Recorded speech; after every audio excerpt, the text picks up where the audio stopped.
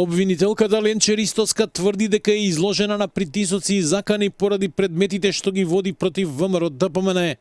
Откако судот реши да го замрзне имотот на партијата, меѓу кои и седиштето, Белата палата, на веб страницата на ВМРО ДПМН беше објавено соопштение во кое таа е наречена тажен символ за неправда со државни бонуси и службена картица во служба на Заев и Груби. Ристоска реагира дека станува збор за напад и заплашување од партија која во моментов е и носител на извршната и законодавната власт.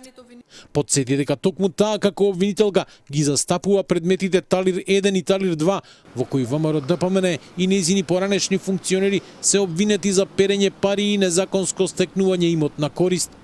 Судските процеси се уште траат, а со судска одлука се замрзнати партиското седиште и уште 68 недвижности.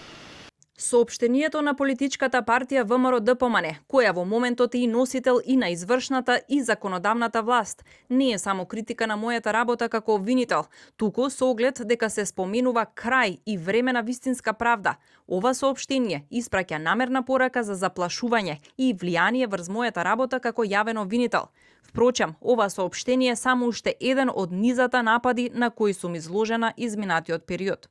Ристоска побара од ВМРО ДПМН во рок од 7 дена јавно да се извини или да ги докаже тврдењата дека нејзиното делување било политички инструирано, дека самата си исплаќала бонуси и дека користела службени картички. Воспротивно, ќе покрене постапка за граѓанска одговорност за клевета и навреда против партијата. Како обвинител јас имам не само право, туку и обврска јавно да зборувам за прашања со кои се задира во независноста на обвинителството, се загрозува владењето на правото и принципот на поделба на власта и се атакува на мојот професионален интегритет.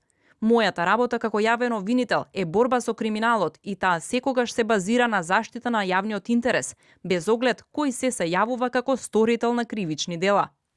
Во соопштението на ВМРО ДПМН е објавено пред 2 дена се наведува дека Ристоска била поранешна звезда на пропаднатото СЈО и дека таа и нејзините колеги со ентузијазам користеле службени картички и дневници. Партијата тврди дека обвинителството во кое работела Ристоска било партиска испостава на СДС и ДУИ. Ленче Ристоска беше еден од тројцата кандидати за судија во Судот за човекови права во Страсбур, кои владата не ги прифати, оти не ги исполнувале условите, без да образложи кои се тие услови.